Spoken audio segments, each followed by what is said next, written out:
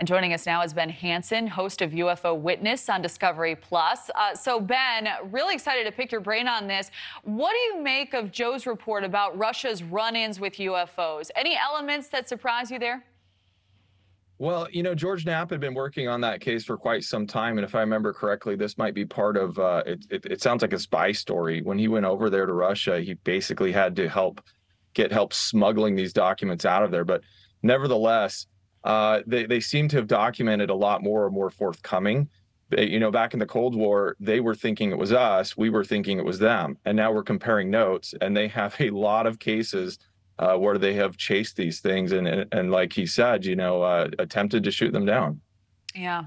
And in our NewsNation special last night, you told our Brian Enton that many pilots have come forward about their own sightings and wanting to be whistleblowers. A few days ago, I know you spoke to some pilots. Were there any stories that stood out to you?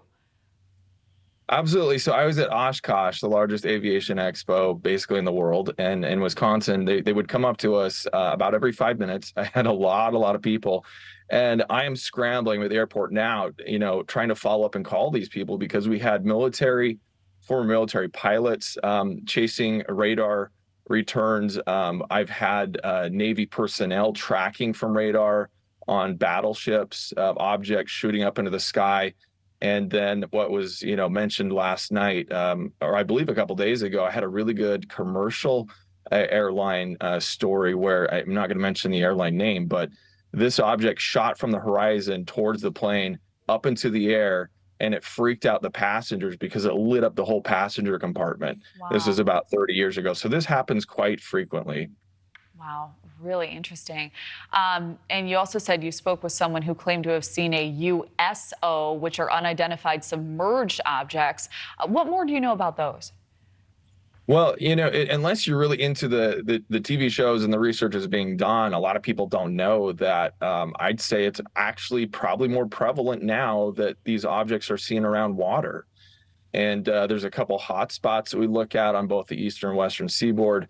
But in this particular case, I need to vet the information, but I did do an initial interview with somebody I said who worked for the Coast Guard, and this object was enormous. It was enormous. It came up underneath one of their ships, and we're just trying to track down the documentation and possible other evidence that there is of this case. So, Ben, I'd like to play a clip from Ross Coldheart from last night's NewsNation special report. Let's listen to the clip, and then we'll come back with a question here. I've just had a conversation this morning with somebody who approached me on behalf of a potential witness from within the legacy program, somebody who purports to have direct knowledge of the very same program that David Grush is talking about. And they're asking my advice about how to approach. And frankly, one of the issues at the moment is that the Pentagon's UFO UAP investigation office, ARRO, it's sending out a shocking signal. It doesn't have a phone number. It doesn't have an email address. It doesn't even have a website. And its Twitter page hasn't posted a tweet since the very first tweet it posted last year. So, Ben, to your knowledge, is it normal for special teams like ARRO to not have any way to contact them? And why do you think the Pentagon is being closed off here? I don't know that, I would say it's normal. Depends on what kind of task force you're running. And I will give them the benefit of the doubt that to stand up an agency like that, I think there was about 30 employees at this point. It takes a lot of training and a lot of implementation. However, when you are telling people, hey, hearings are coming up, we want to talk to whistleblowers, and you don't have a way to contact them, it's no wonder they get frustrated.